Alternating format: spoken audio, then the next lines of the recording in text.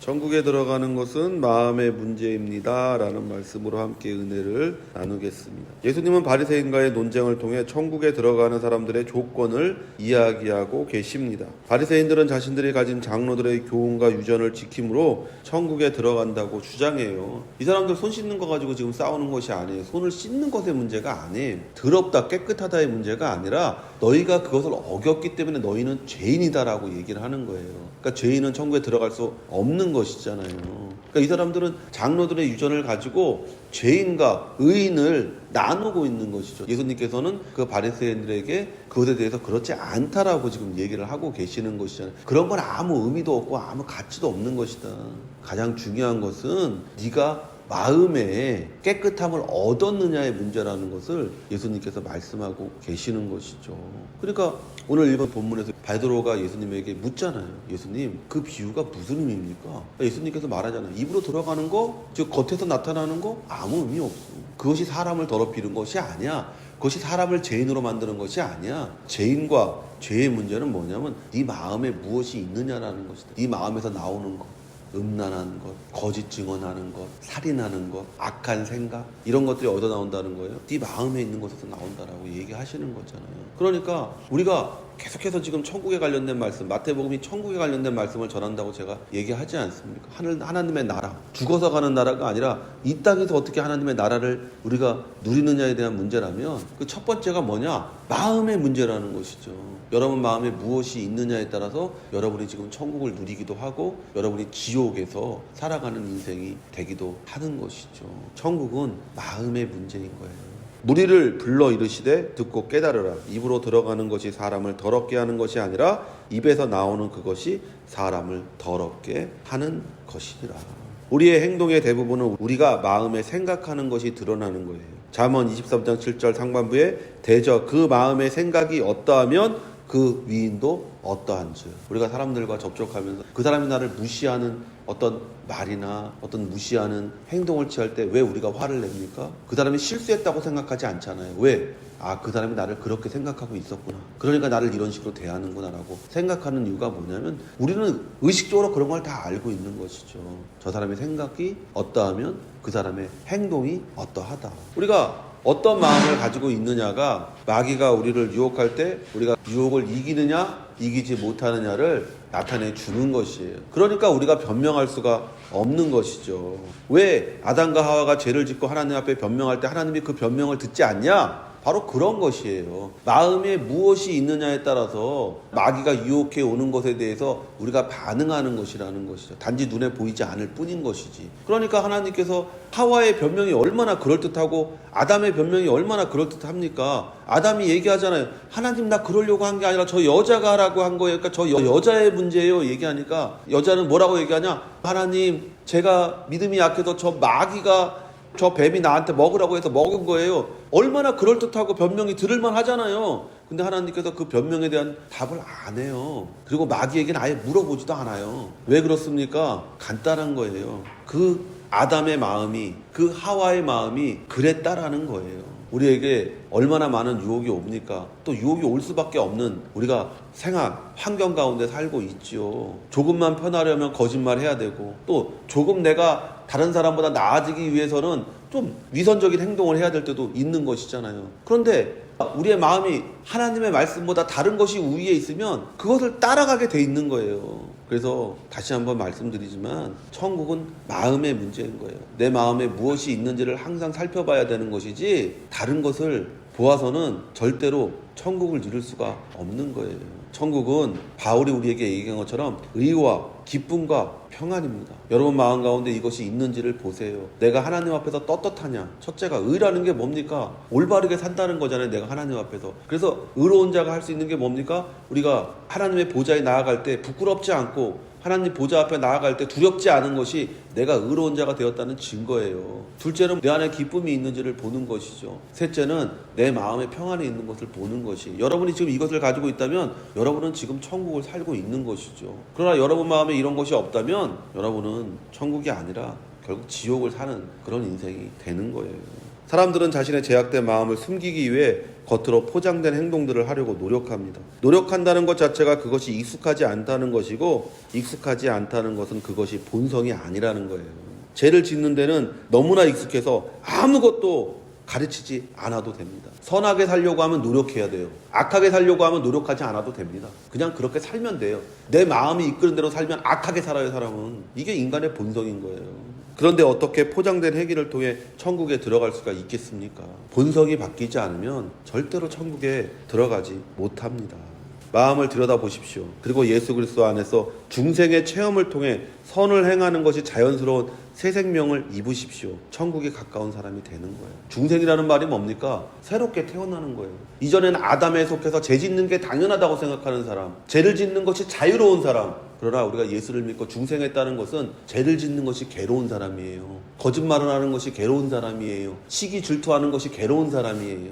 베드로전서 3장 21절에 그 일과 동일한 모형 곧 침례가 예수 그리스도의 부활로 말미암아 이제 또한 우리를 구원하나니 이것은 육체의 더러운 것을 제거하는 것이 아니요 선한 양심이 하나님을 향하여 응답하는 것이니라. 침례가 뭡니까? 우리 몸을 씻는 게 아니에요. 목욕이 아니에요. 침례는 뭐냐? 양심이 새롭게 되는 거예요. 하나님을 향하여 양심이 새롭게 되는 것이 침례라는 것이에요. 우리가 침례를 중생이라는 것과 똑같이 보지 않습니까? 중생이라는 게 뭐냐? 새롭게 태어나는 거예요. 하나님 안에서 하나님의 양심을 가지고 태어나는 거예요. 그래서 중생한 사람을 우리가 하나님의 자녀라고 부르잖아요. 하나님의 본성을 가진 사람들, 하나님의 성품에 참여하기 위해서 하나님의 성품을 가진 사람이 되는 것이 중생이잖아요. 여러분 중생하셨습니까? 그러면 선을 행하는 것이 기쁜 일이죠. 선을 행하는 것이 즐거운 일이죠. 선을 행하는 것이 당연한 것이죠. 그런데 왜 그렇게 하지 못합니까? 두 가지 중에 하나죠. 중생하지 못한 사람. 두 번째는 뭐냐? 아직도 옛사람의 습관을 그대로 가지고 있는 사람. 죄가 무엇인지를 알면서도 그대로 행하는 것은 내가 중생하지 못한 것이고, 둘째는 아직도 내 안에 옛습관이 남아서 그 옛습관이 나를 지배하고 있는 것이죠. 바울이 우리에게 얘기하지 않습니까?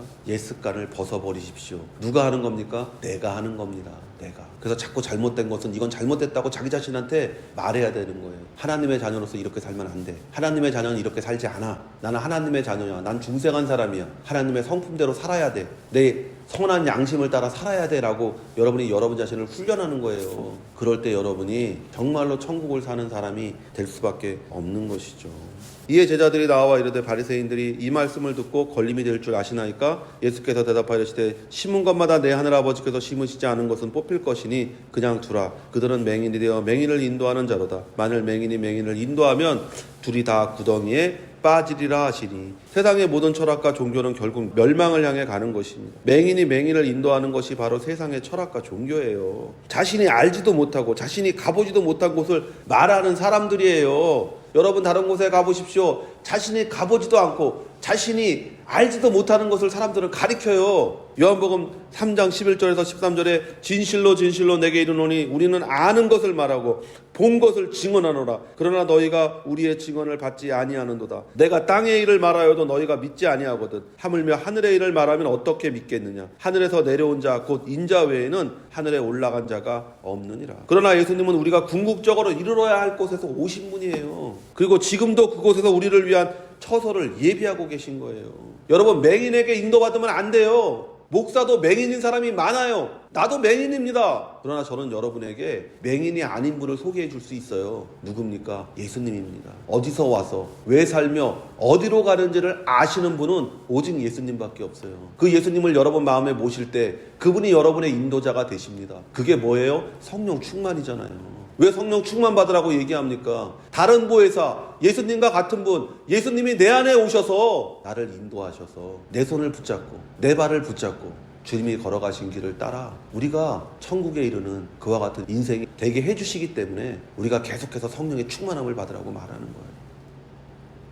여러분 목사도 맹인입니다. 내가 천국을 갔다 왔나요? 내가 천국을 보았나요? 내가 천국을 맛보고 만졌나요? 아니요. 그것을 하신 분을 제가 여러분에게 소개하는 거잖아요. 그분을 붙잡으라고 제가 여러분에게 말하는 거잖아요. 목사에게서 무엇인가를 얻는 것이 아닙니다. 여러분은 목사를 통해서 깨닫는 거예요. 아, 저 사람도 맹인이라 예수님께 인도함을 받는구나. 나도 예수님께 인도함을 받아야 되겠구나. 그것이 뭡니까? 다시 한번 말씀드리지만 성령 충만밖에 없습니다. 성령 충만함을 받는 유일한 방법, 두 가지 방법밖에 없어요. 말씀 읽고 기도하는 겁니다. 그럴 때 여러분 안에 성령이 충만하게 임하고 그 성령의 인도하심을 여러분이 따를 때 여러분은 예수님이 걸어가신 그 축복의 길, 예수님이 이르신 그 축복의 땅에, 그 낙원에 이르게 되는 축복을 여러분 체험하게 되는 줄로 믿습니다. 그분의 말씀을 믿고 순종하여 행할 때 우리는 그분이 우리에게 약속한 것들을 누리는 축복의 사람이 되는 것입니다. 베드로가 대답하여 이르되 이 비유를 우리에게 설명하여 주옵소서. 예수께서 이르시되 너희도 아직까지 깨달음이 없느냐? 입으로 들어가는 모든 것은 배로 들어가서 뒤로 내버려지는 줄 알지 못하느냐? 입에서 나오는 것들은 마음에서 나오나니 이것이야말로 사람을 더럽게 하느니라. 마음에서 나오는 것은 악한 생각과 살인과 간음과 음란과 도둑질과 거짓 증언과 비방이니 이런 것들이 사람을 더럽게 하는 것이요 씻지 않은 손으로 먹는 것은 사람을 더럽게 하지 못하느니라. 겉으로 드러나는 행위보다 눈에 보이지 않는 마음의 상태가 우리의 천국을 좌우하는 거예요. 겉에서 아무리 열심히 믿는 것 같고 교회 다니는 것 같고 무엇인가를 하는 것 같아도 여러분의 마음이 의와 기쁨과 평안이 없는 행동이라면 그 행위는 여러분을 오히려 더 힘들게 하는 거예요. 그러니까 교회 다니는 게 힘들다고 말하는 사람들이 많은 거예요.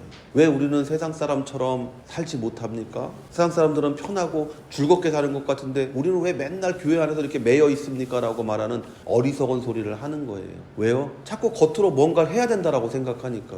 마음의 의와 기쁨과 평안이 있는지를 먼저 보십시오. 그게 없으면 여러분 지금 하던 걸 다 멈춰야 돼요. 교회에서 여러분이 어떤 직분을 가지고 어떤 것을 하든 간에 다 멈춰야 돼요. 그리고 내 안에서 의와 기쁨과 평안을 되찾아야 돼요. 그럴 때 여러분이 천국을 누리는 사람이 되는 거예요. 성도 여러분이 지금 천국을 누리지 못하고 있다면 마음을 들여다보십시오. 내 안에 예수 그리스도와 하나님의 말씀이 중심이라면 여러분은 지금 천국을 누리고 있을 거예요. 근데 남을 기쁘게 하기 위해서 남에게 어떻게 보일까 염려하고 근심하는 마음으로 내가 그래도 명색이 교회 다니는 사람인데 남이 날 어떻게 생각할까 하고 행동하는 것이라면 거기에는 기쁨이 당연히 없죠. 평안이 당연히 없죠. 아까도 말씀드렸지만 우리는 중생한 사람입니다. 선을 행하는 것이 당연하게 사는 사람들이에요. 그게 되지 않으면 여러분 마음을 들여다봐야 되는 거예요. 여러분 마음을 들여다보고 그 마음 가운데서 여러분이 무엇이 잘못되었는지를 고쳐야 돼요. 기준은 딱 세 가지입니다. 하나님과의 관계인 의와 그리고 기쁨이 있냐 그리고 내 안에 평안이 있냐. 이것이 여러분 안에 없다면 여러분은 지금 천국을 절대 누리지 못합니다. 여러분 안에 그것이 있어야 됩니다. 있지 않는 이유는 무엇이냐. 여러분이 중생하지 않았든지 아니면 옛습관을 벗어던지지 못했든지 아니면 마음의 중심이 하나님의 말씀이 아니라 사람을 기쁘게 하는 것에 있다면 여러분은 절대 천국을 누리지 못합니다. 그러므로 성도 여러분 마음을 들여다보십시오. 다시 한번 말씀드리지만 내 안에 의와 기쁨과 평안을 다시 한번 생각해 보시고 없다면 지금 멈춰 하나님께 회개하고 또 하나님께 나아가 그것을 달라고 기도할 때 여러분이 그것을 얻어 천국을 누리는 복된 자가 되는 줄로 믿습니다. 이와 같이 천국을 누리는 성도가 되시기를 예수의 이름으로 축원을 드립니다.